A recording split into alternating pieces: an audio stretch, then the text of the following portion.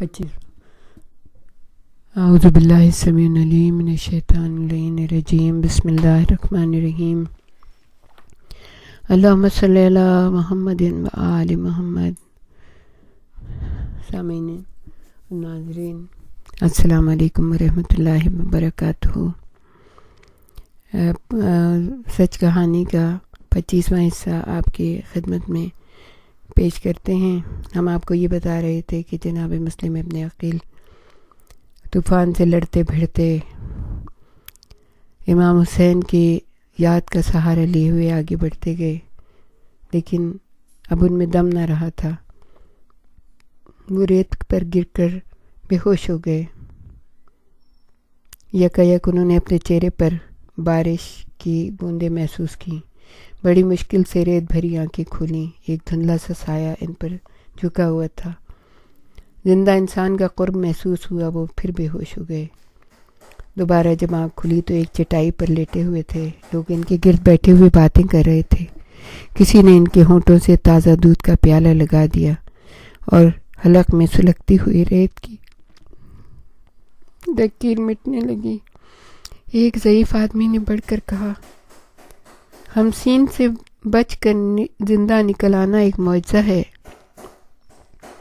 جوان، تم بڑے خوش قسمت ہو. تم ایک طویل عمر لے کر آئے ہو.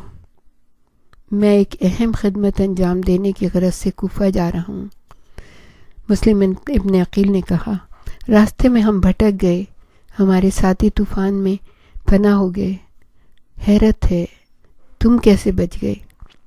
لوگوں نے سوالیہ نشان سے ان کی طرف دیکھا، سوالیہ آنکھوں سے.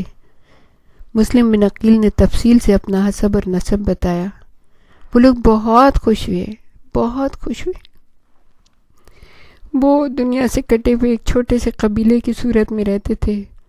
لا علم اور بھولے بھالے انسان. کہنے کو مسلمان تھے مگر نماز روزے کے اصولوں سے بھی ٹھیک طرح سے واقفیت نہ تھی. مسلم کئی دن چلنے پھرنے کے قابل نہ رہے.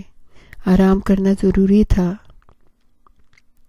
لوگوں نے ان کی بڑی خدمت کی. قبیلے کی لڑکیاں اور قبیلے کے جوان ان کے گرد بہت خدمت گزاری کے لیے تیار رہتے تھے. جب وہ واپس گئے تو روانہ ہوتے وقت قبیلے کے لوگوں نے انہیں اونٹ اور رہپر اور ہر طرح کے آرام کا سامان دیا. دور تک انہیں خدا حافظ کہتے چلے گئے. قبیلے کی نوجوان بچیاں دور تک ان کو خدا حافظ کہتی گئیں. جوان ساتھ ساتھ آگے تک گئے. وہ چھوٹی سی جنت بڑی دل فریب تھی. یہاں رہ جانے کو جی چاہتا تھا مگر وہ امام حسین کی خدمت میں مامور تھے. اس مقصد کو چھوڑا نہیں جا سکتا تھا. بچے کہتے تھے، کاش امام حسین ہماری جنت میں آ جائیں. یہاں دنیا کے ہنگاموں سے دور بڑے آرام سے رہ سکیں گے. یہ جگہ کوفہ سے زیادہ محفوظ ہے. یہاں انہیں کوئی پریشان نہیں کرے گا. ہم ان پر اپنی جانیں قربان کر دیں گے. لیکن مسلم بن عقیل کو کوفہ جانا ہی تھا. مسلم بن عقیل جب کوفہ پہنچے تو لوگوں نے انہیں ہاتھوں ہاتھ لیا. وہ لوگ جو ڈرے اور سہمے بیٹھے تھے دلیری سے باہر نکل آئے. ہمتیں بند گئیں. لوگوں نے انہیں چاروں طرف سے گھیر کر سوالوں کی بوچھاڑ کر دی. حسین ابن علی کب تشریف لا رہے ہیں؟ ہمارے امام کب آ رہے ہیں؟ ہم چشم براہ ہیں. سینکڑوں لوگوں نے اسی دن امام علی مقام کے نام پر مسلم کے ہاتھ پر بیعت کی اور لوگ جوق در جوق قریب کے قصبوں سے بھی آنے لگے. وہ لوگ بھی لوٹ آئے جو مظالم کے خوف سے بھاگ کر آس پاس کے گاؤں میں روپوش ہو گئے تھے. لوگوں کی دلیری اور بڑھنے لگی کیونکہ حاکم شہر خاموش اور دبکا ہوا بیٹھا تھا. مسلم کی کامیابی کی خبریں مل رہی تھیں مگر وہ خاموش بیٹھا تھا اور تماشا دیکھ رہا تھا. یہ حاکم کی ایک چال تھی. اسے حسین ابن علی کے آنے کا انتظار تھا. اس کے بعد وہ ان کے مداحوں کی مزاج پرسی کرے گا. وہ دیکھنا چاہتا تھا کون حسین کے حمایتی ہیں. سرکاری جاسوس چھوٹے ہوئے تھے جو حاکم کو پل پل کی خبر دے رہے تھے. لوگ چوک بازاروں میں کھلے بندوں امام کے نام کے نعرے لگا رہے تھے. جاسوس ان کے نام اور پتے اپنے زائچوں میں لکھ رہے تھے.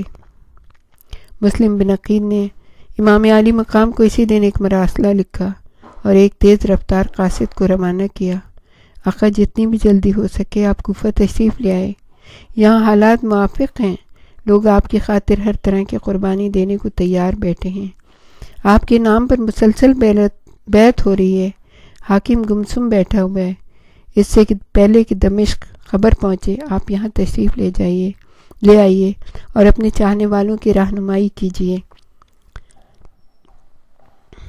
مسلم بن عقیل کا مراسلہ پا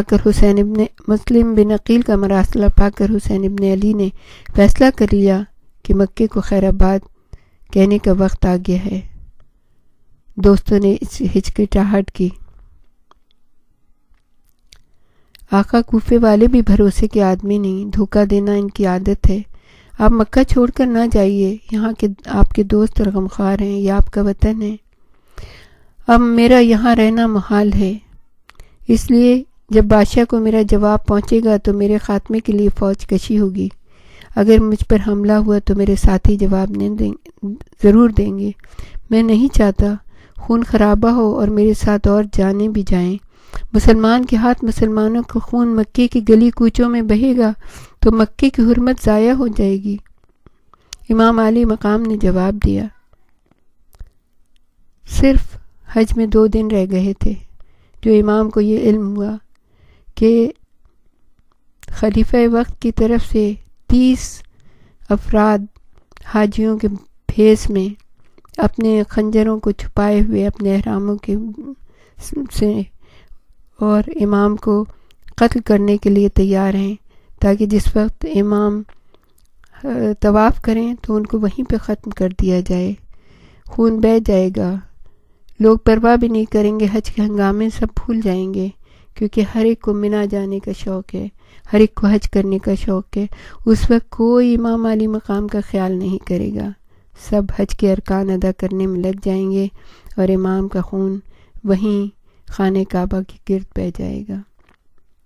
بس امام کو جیسے ہی یہ خبر پہنچی، امام نے اسی وقت حج کو عمرے سے بدلا اور اپنے خاندان کو لے کر روانہ ہونے کا ارادہ کر لیا۔ ہمارے ساتھ ہی رہیے گا، ہم آپ کو اور بھی بہت ساری چیزیں بتائیں گے۔